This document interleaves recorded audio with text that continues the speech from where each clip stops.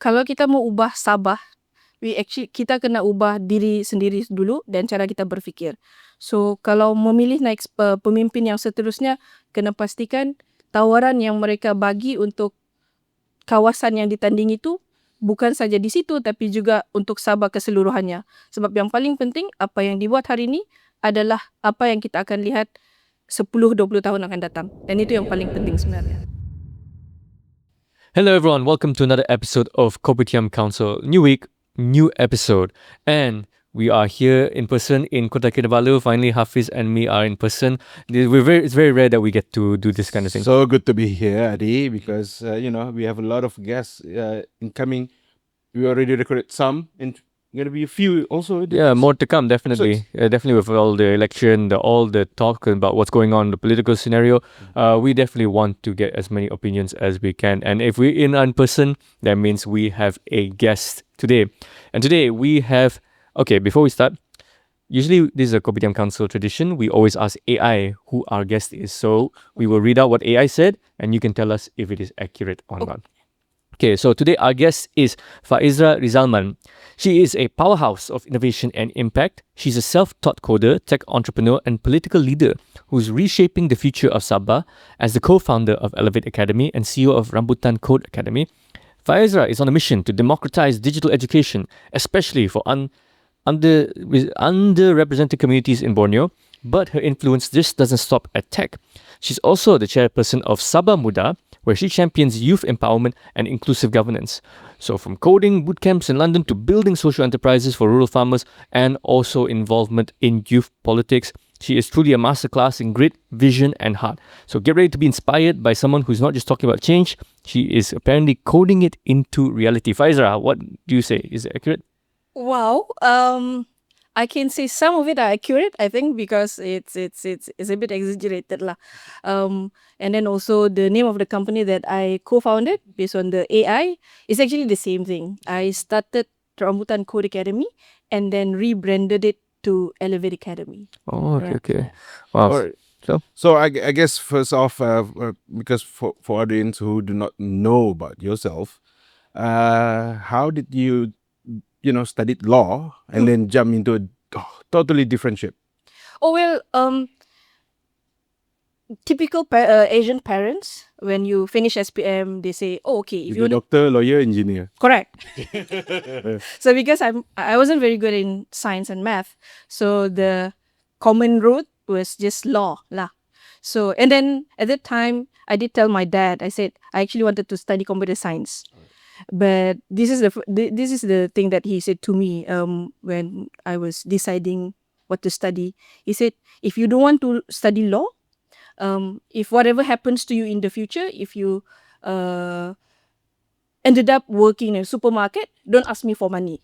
So I was 16, 17 at the time. So I was like a bit, oh, okay, I'll just follow what you say, something like that. So that's how I ended up studying law in uni. And then after I finished my study, I came back and then I thought, okay, so I've done whatever things that you asked me to do. So now I want to do something different. So at the time I thought about traveling the world, but traveling the world costs money. So that's how I taught myself coding in a way that, okay, so I have a skill now, so I can use it to earn money while traveling. So that's the idea. And it's very rare to hear Sabahans, right? They would learn these kinds of skills and then they would find a way to bring it back to Sabah, to add value to Sabah by contributing. And you done so through your own startups as an entrepreneur as well, in giving coding back to the communities. What I want to know is, how does it differentiate from conventional computer science programs in the universities? And what would you say when it comes to your programs, with the coding programs that you offer? Because this also, I believe, alleviates brain drain as well. Yeah. So it can teach students, young people here, that they can come here and learn instead of going all the way to, Yeah. So I think I need to explain a bit further before that lah. So I finished I taught myself coding as a start, and then I went to London again to a coding bootcamp for 3 months, and then after that I got a job as a software engineer in KL. So I lived in KL, worked in KL for about 10 years before I came back, and then the reason for that was when I was working in KL, I also took some freelance jobs for coding lah. So then after that, I thought, okay, I get a lot of jobs and then I need to pass some to my friends.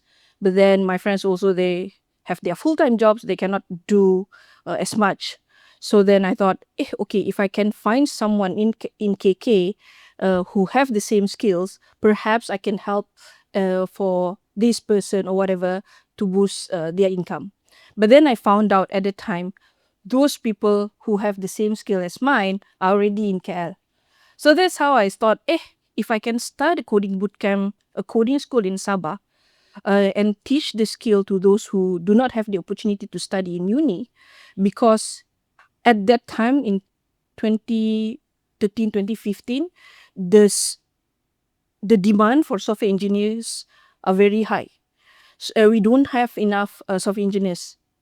And so I thought, okay, so because you don't actually need university education to become one, all you need is passion, commitment to learn the skill in short period of time, and then for you to really, really want to become a software engineer and start your career in tech.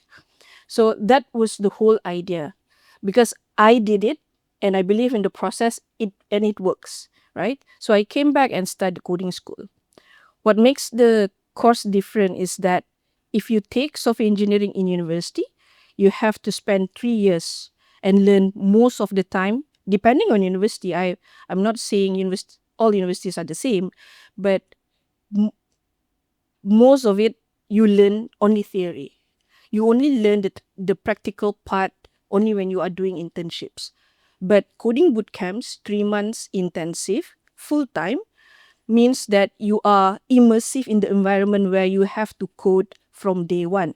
And because it's only 3 months, very short period, every week is a new concept. So you really, really cannot miss even one day of class. And you have to do the exercises that the school give for you to be able to understand, or for you to be able to know what's going on. But even after 3 months, I'm not saying, okay, you have all the skills to become a powerful software engineer. No, you only have the basics, the foundations, enough for you to start your career in software engineering. So I'm not saying, okay, one is better than the other. No. If you can do both, it's good. But even if you have to choose only one, for example, if you choose the bootcamp, you know more practicality than theories. So sometimes you know why it works, but you don't know. You know how it works, but you don't know why. But then the why will come only after a few years, meaning it takes some experience to understand the whole thing lah. But for me, the skills are enough for you to get started your career in tech. Just to add on that, because I want to ask about the industry when it comes to coding and programming now in Malaysia. Because I'm sure it's very different from when you started, right? There's a lot of changes now.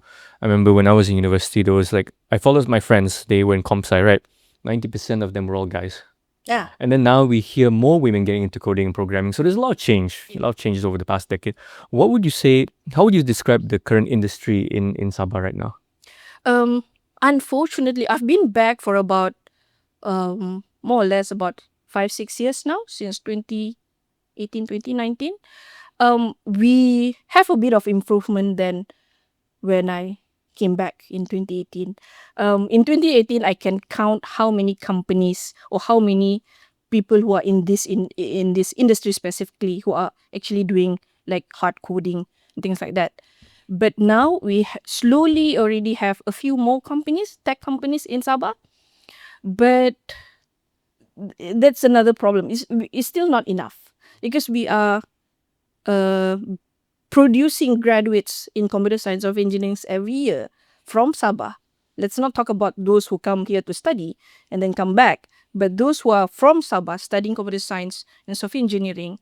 Um, a lot of the times when I met with them, they tell me, "Oh, we are not in the industry because if we want to stay in Sabah, it's just that we don't have enough jobs related to our course." So for those who really, really want to pursue this career, they will have, like you say, it's brain drain. They will have to relocate to Kuala Lumpur. And it's something that I think um, still needs a lot of work. And as an industry, you cannot just doing it without the help from other people. Meaning you have to stop working in silo and then working with government, working with universities, working the industry, so that we can accelerate the Growth. the growth here in Sabah. Yes. I mean, last time in government, we have Magic in Cyber Jaya. Yeah. And then this when it now become Meranti. And even Kuching has a bunch of Magic. But I'm not so sure if they're still there. They're But still there, they're but still there? also, yeah. Why didn't you bring Magic to Sabah at that time? I actually advocated for it.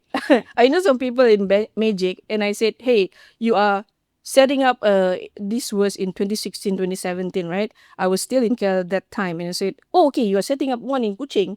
Are you going to open one soon in KK? Oh, maybe not this time, right? So because I was in KL, I didn't understand why they said that, because I thought, okay, maybe, okay, you just don't like Sabah. So you just only like Kuching, so that's why you only set up in Kuching. But when I came back, I realized, and with my experience working with some government agencies now in here in Sabah, there's a lot of red tapes yang you have to go through before you can bring any federal agencies here. There's a lot of negotiations, I would say, if you want to bring any initiatives from the federal here. For example, if you want to bring a program from KL, you cannot just come in and just do it. You have to meet the person in charge here to ask for approval, to ask for a blessing before you can even do it.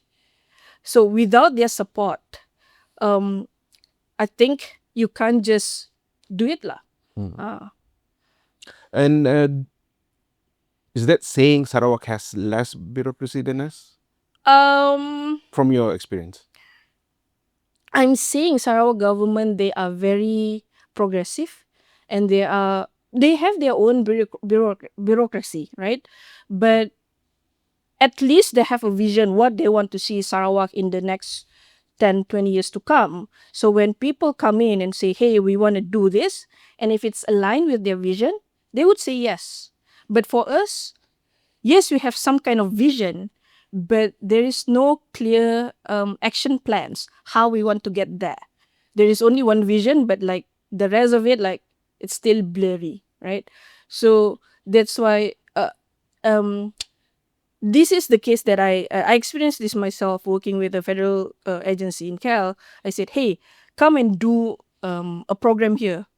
We would love to help you, but unfortunately, your government, he was talking to me as if I'm working directly in government, right? But your government has to tell us, has to invite us and tell us what they want.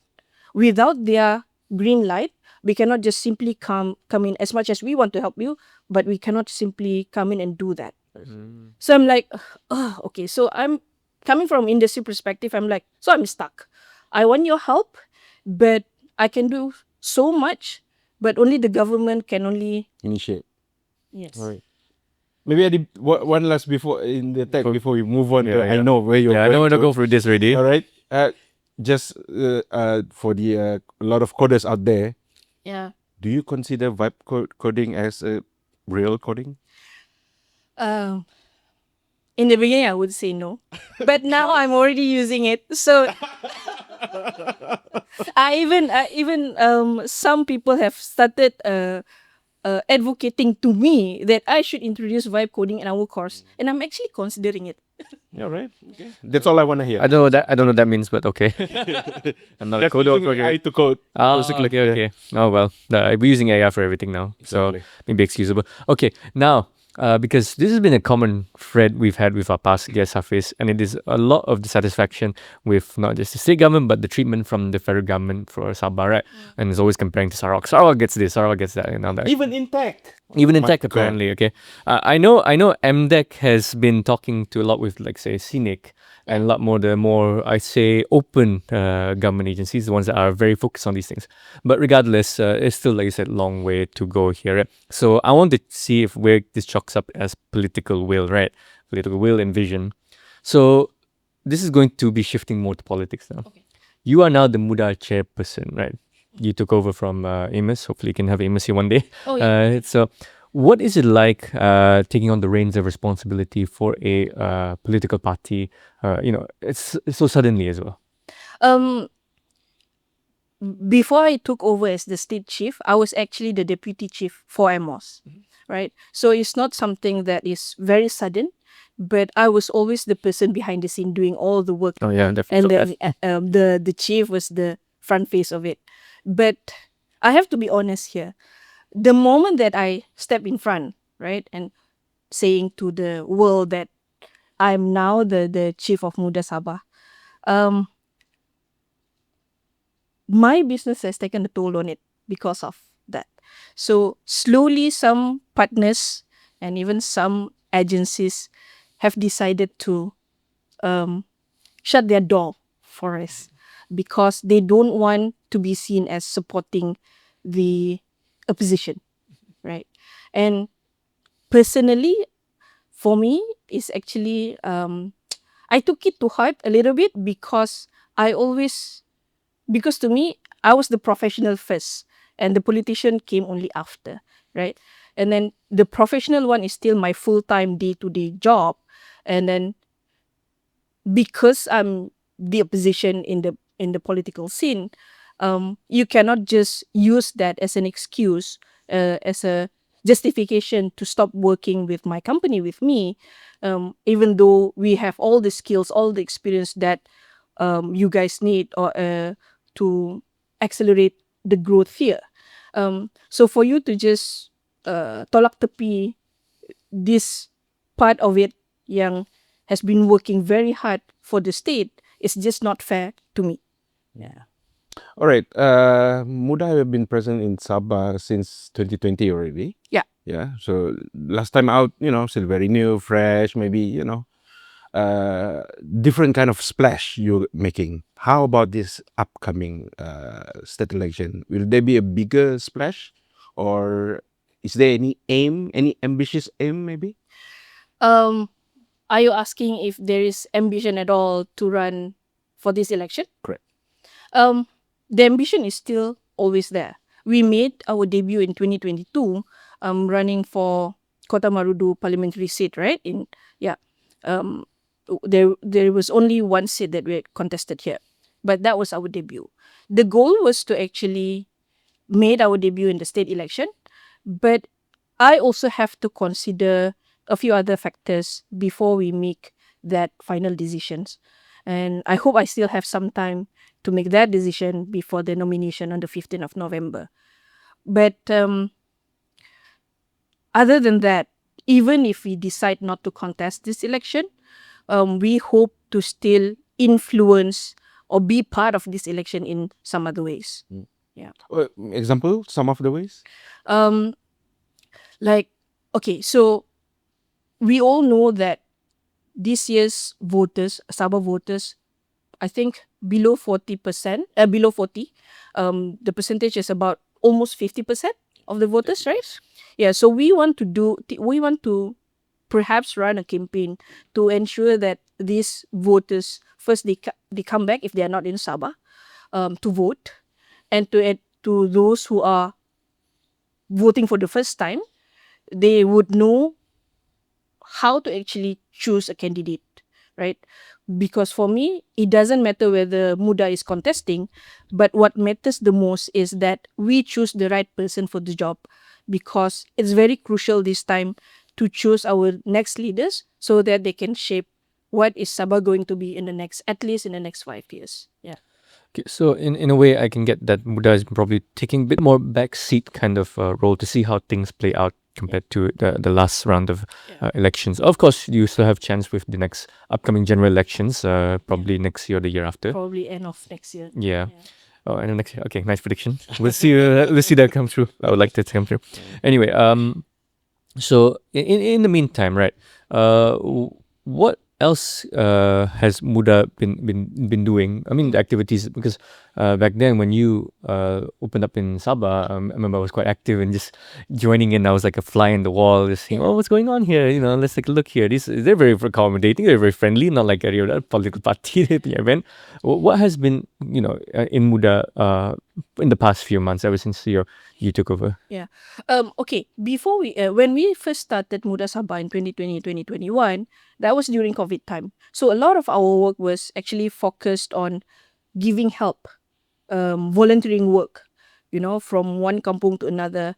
The most important thing for us at that time was to actually make sure that there was no one left behind based on our capacity lah. But obviously after the election, everything has to focus back to the real politics, right? Okay, so the real politics is doing a lot of politicking lah. But in the recent years, especially after I took over, I only wanted to do two things for Muda Sabah basically. One is to make sure that we train the next generation of leaders, if not for Muda for Sabah, but at least for Muda Sabah. So we have the pelapis lah, kan, who is going to be the leader after Faezrah, for example. So that's one. And then the second one is to, contrary to popular belief, Muda doesn't have strong financial backing from anyone. So every state has to figure out how to actually not make money, but to generate money to fund our political activities. So when I took over, those are the two things that I tell my friends that we were going to do, and then that's what we've been doing. Most of it, probably not so much in the spotlight because we are doing it very macam diam-diam begitu. But the most important thing for us is to ensure that we will still be here in the next 5-10 years, and it's not just like a one hit wonder begitulah. Yeah. Since you're generating your own income to fund your own activities here, political activities here, Yeah. what kind of relationship you have with Muda in Semenanjung? Do they, dictate in certain ways that we don't know? Oh, okay. So when we set up Muda Federal, and then Muda Sabah, and then Muda Sarawak, we were very clear that we have to give as much autonomy as we can to Sabah and Sarawak.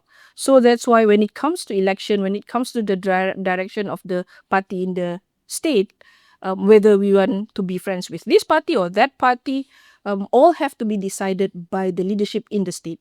So we have that kind of autonomy. That's why when we are talking about autonomy, we cannot only talk about, okay, we want to decide, we want to go for election, blah, blah, blah, blah. We want to do this, and that. But federal, you have to fund us. That's not really fair. Even I think that's not fair. So that's why we think, okay, if you are going to do this, of course we would welcome any help from them lah financially. But the most important thing, if you want to be a responsible leader, then you have to also think about how you want to sustain the party, not only the state leadership, but also our chapters across Sabah. I remember, I think out of all the chapters, I always saw Sabah. Maybe I'm being biased. Sabah was the most semangat. Sabah yang paling semangat, turun semua, everything. Apa-apa election, the Pai States election, PRU, state, like, Sabah was always ready to go. Yang tu betul. Itu betul, yeah. No, because, okay, if I can comment a little bit, we made our debut first in Johor state election 2022. Most of us from Sabah, I think almost 10 people from Sabah actually went to Johor and helped. And then in the PRU, unfortunately, we gerakkan semua orang pergi Kota Marudu lah. Like, okay, KL, you do your own lah. But in the 6th state election 2023, we also went to KL to help our 19 candidates there. Yeah, and we spent almost 1 month there to help. So in terms of experience, we have that experience, and like you say, we are memang the most semangat. That's why if we decided to contest this round, or if not this round, pun maybe next year, we hope that our friends in KL would also come down and help. Yeah. I mean, just probably bring up a point on the political strategy I've seen with Muda is that, I mean, Muda itself is quite relatively new and it's in a way quite niche, and a lot of people have an appetite for Muda itself, right? But I mean, is there any plans to shift the strategy moving forward? Because at one point there was this misconception that Muda was only for young people to vote, but obviously anybody can vote for Muda, right? So, are there any plans to shift up the strategy to change the way of doing things? Because now you have, I'm sure, with YB Amira, who's in charge of the national leadership, right? Yeah. Is there going to be a shift and change in strategies? I think the strategy for all of us are still going to be the same. Because for especially in Sabah, I look at the obviously anyone can vote for Muda. It can even become member. We don't have any limits who can join.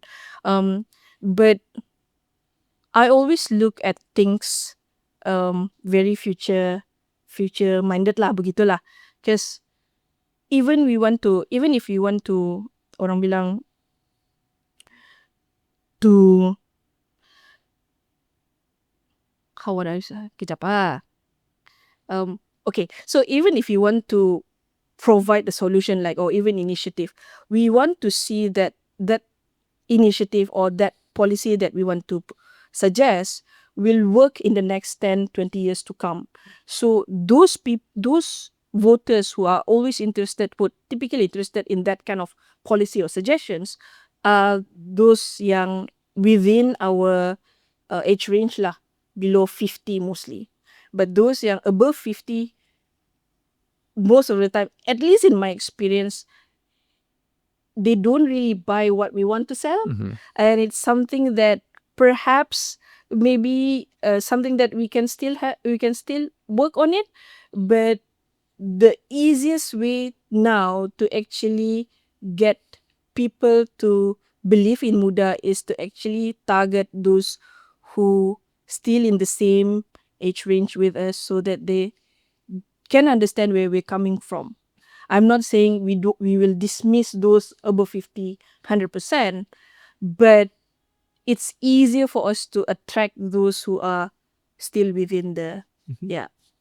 Sabah is very, with very complex political landscape. We can, even the West Coast, East Coast, very different. Yeah. Even the West Coast here, if you go a bit into the, area of Keningau or KK, it's very different. Yeah. So how Muda gonna capitalize on being very like a clean slate, offering something new to a very entrenched politics here? Because wherever you go, the influence of warlords is very strong. Certain area, it's very urban. Like in KK, maybe not so much, but you need to something to different. To offer all these voters. So how do you leverage on being clean and maybe also everything is fresh. So we are anti-corruption. We are anti this and that. We are for the development. But what do you have as the proof for the voters to see? Okay, Muda is the one. Okay. First of all, if let's say we were like if in Muda Sabah right now, I have to admit that I'm only focusing on the urban areas. Why? Because we actually have to admit that Muda's strength, whether in Sabah or even in KL, our demography is those who are in the urban area, right? It's quite difficult for us now to penetrate the rural areas. So for me, I would want to focus on the urban, because in the urban, like you say, the voters, they are willing to look at, because we are already very tired with the current situation right now, with corruptions, videos, and all that. It's too much for me. It's really too much. So I'm also tired. I'm also exhausted, and I would assume that these people are also the same, right? So they're looking for alternative. The good thing about Muda is most of our leaders, most of our members, they are not from political party.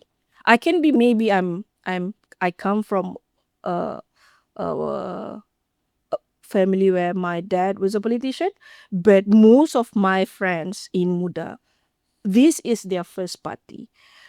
They join into politics because of Muda, right? So we don't have that kind of baggage where in other parties, yes, it's a new party, but these people are from the other Same. kan, lompat sana sini, you just tukar baju ni. But for most of us, this is the first baju that we wear, right? So if we contest, those are the things that we can leverage, right? Okay, we are fresh, we are new, we have visions, we have the ideas, and we don't have the baggage where we have court cases, we have taken some money from questionable sources and things like that. In urban areas, people can still buy that kind of idea. They can still, oh, okay, yeah, maybe we can try Muda. But to go outside urban areas, macam Keningau ke, even Kota Marudu, um, that one, for me, maybe we can try again 10 years from now. Because let me share a bit of my experience in Kota Marudu. We went there, talked to our friends, our coalition friends at the time, and we said, this is how we're going to run the campaign. And we're not going to open any markas, we're not going to open any PDM. There's only one pusat, which is here.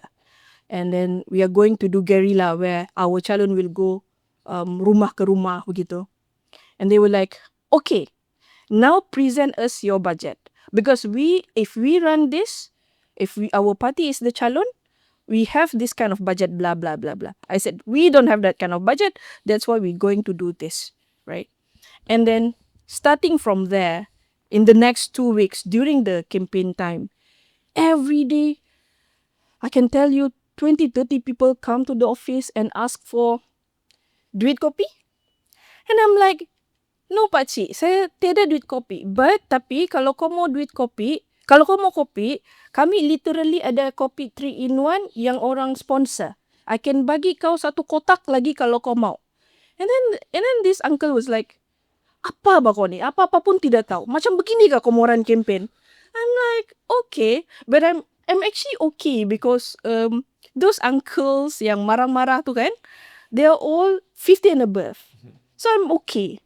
But what makes me sad, make me sad a little bit masa tu adalah when adalah 2-3 orang young people actually when they saw me outside of the office, outside of my hotel, me wearing vest, they were like, oh, kamu ada calon di sini kan? Ada. Kamu ada duit kopi kah tu?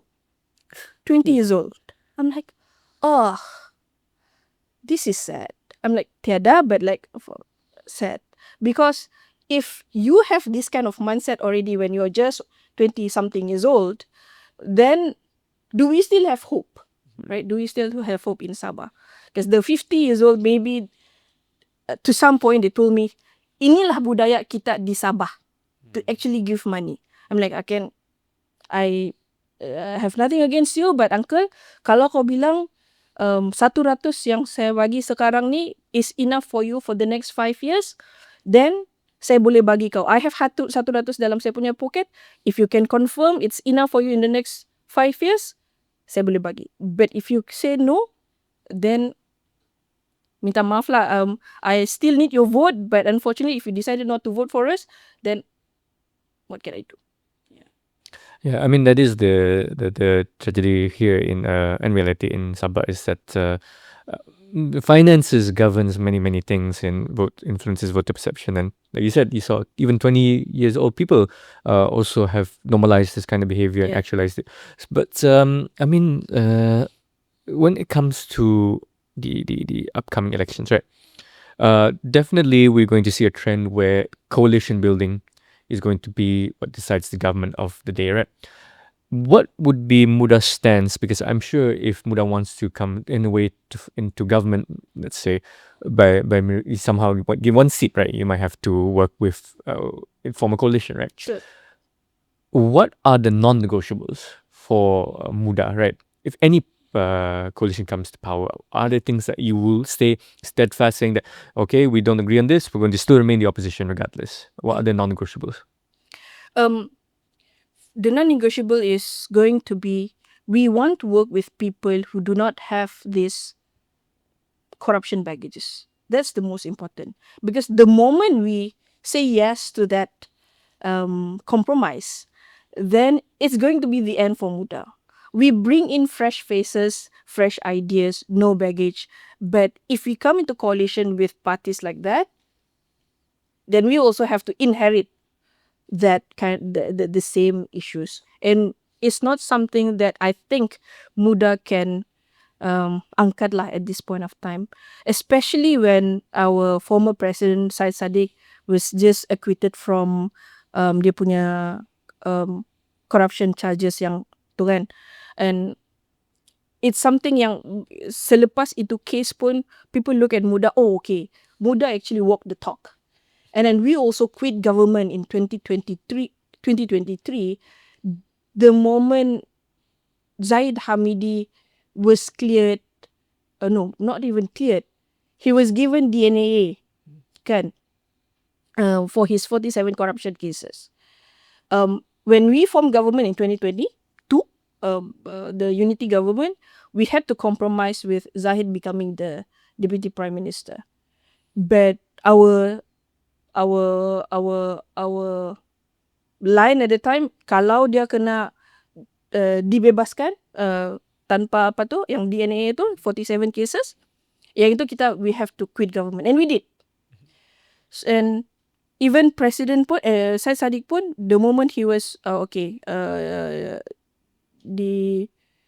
diputuskan bersalah di Mahkamah Tinggi in 2023, he also stepped down as president. And that's how YB Amira sedang acting now lah kan.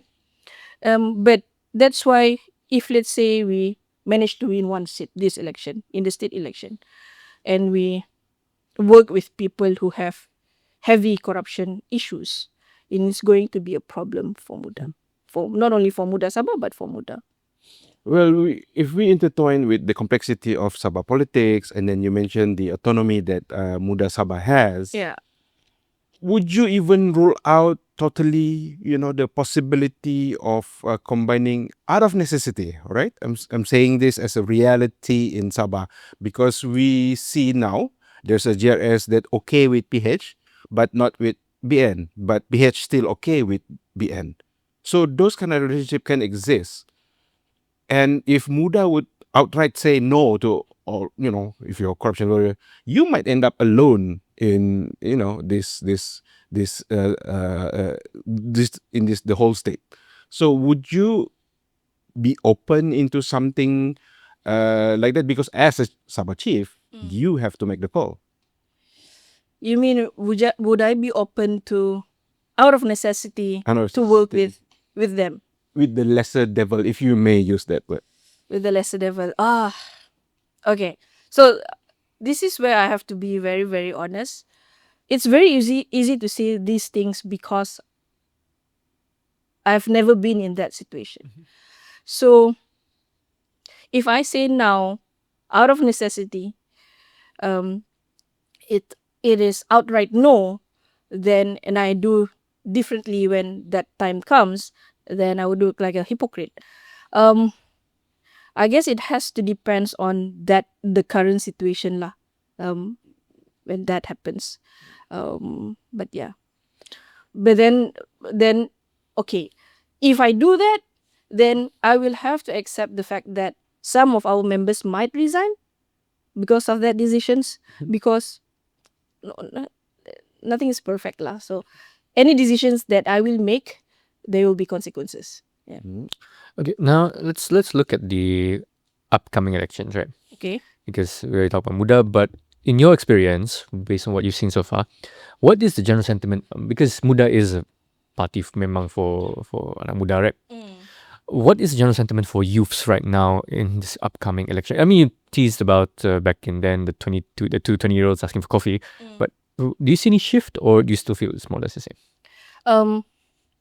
I think right now, at least the young voters that I've met, most of them, they told me, we don't know how to vote, no, how to choose, who to choose, and what's going on. They're like, we are totally macam blackout, macam tidak tahu what is the current situation, who is good, who is bad, and who has even clear vision for Sabah. They don't, unfortunately, I think, not only Muda, I think most parties, we are not doing a good job in educating our young people about the current political situation. And unfortunately for us yang in this scene, we are the one yang live in the bubble, kan? Jadi we still have to work very hard to reach out to these young voters, to educate them at least about our political situation in Sabah. Regardless of whatever party or whatever calon they want to choose, they at least have to understand what's going on. Unfortunately for them, all they know, election is coming, but who is who, they still don't know. And that's why now I'm trying to do live every night on TikTok and try to educate young people. Okay, choose how to choose a calon, how to for your kawas and whatnot. But like, I think I can still do a better job lah, and then we all can do a better job lah in educating young people. Yeah. All right, I want to go back to your personal sphere. Like, how does Pisang Goreng podcast come about? Ah, when we started this? Oh, we started this year last year. I think because for us, most of the time when I want to share what I have in mind is based on writing. So whether I write as a personal, as a operational capacity as Muda, Sabah, or just as Faezrah. Unfortunately for young people nowadays, reading is not their best. Ni lah kan. So it's easier to reach these people using media, alternative media, video, TikTok, and something that they can see and hear, right? So that's how we started Pisang Goreng actually. We want to tell people what we really thought, and it's also unfiltered. Maybe a bit biased, but sometimes. But most of the time we try also to be neutral. Because Pisang Goreng podcast is not Muda Sabah.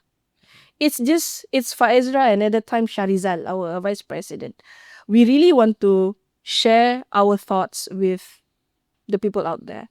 And it's really, really unfiltered. If it's good, we say it's good. If it's not, we say it's not good. Yeah. How so far has it been with Pisang Goreng podcast? But if you all don't know, they also have a podcast, Pisang Goreng. Please do check them out on what platform? We have YouTube and then we have TikTok. That's it. Oh, okay. We used to have Spotify, but YouTube is better. Same like us then. So we all abandoned Spotify in the end. But I mean, like, because we always interested in the podcast scene growing in Sabah, right? I mean, we also been part of it. How so far is it with Pisang Goreng so far? Okay. So we have, I think, Kopitiam Council has a different crowd. We also have a different crowd. But so far, okay, this is what my president told me lah.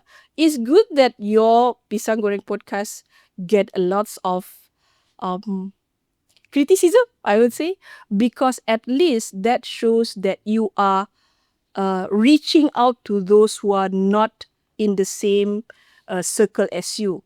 Because if you only reach out to those who can agree with you, then that means you are not doing a very good job in delivering the message that you want to deliver. So right now we are getting a lot more disagreement for our opinions than agreements lah. Yeah, but for me, I'm good. As long as I don't read the comments, I'm good. No. As a podcaster, Yeah. what would you say the unique selling point of Pisang Goreng? We actually tell directly as it is. It's also now unfiltered, and then we use the language that it's easier to understand. Yeah, because I realize Kopitiam Council, even some other podcasts, they have different style of delivery, and we also the same. So we actually have different audience, and if we can combine them all together, then that would be good. Mhm. Yes, so to the I know it's an uncle somehow, always criticizing. Thank you for the disagreements. I mean, sometimes that's that keeps you going, right? Yeah. Like those kind of negativity from. I mean, yeah, I mean, I love to reply. yeah, and like If it's a constructive feedback, I reply. But if it's not, then Yes. okay. I just love if it's like negative. I don't reply. I just love You the. just heart it. Oh, so you're the one hearting. Okay, so everyone, if in the comment section, if you're getting a heart, that's Hafiz. Huh? Sometimes the comments are me, sometimes it's him. Okay. I mean, it's definitely going to be very hectic for you coming up to the elections, right? And obviously, you say you're going to be monitoring it. Will you be also covering it on the podcast as well? We will be covering on the podcast as well. We plan to do start from the nomination day. We plan to do like 1-2 hours live every day on TikTok. But longer discussion will be on the nomination day and then on the election night. Yang tu mungkin tidak tidur lah. Yang election night tu. Yeah. So you better come back for election night. Oh yeah, definitely. Okay. We talk about your tech background, Yeah. and then Muda, now a podcaster.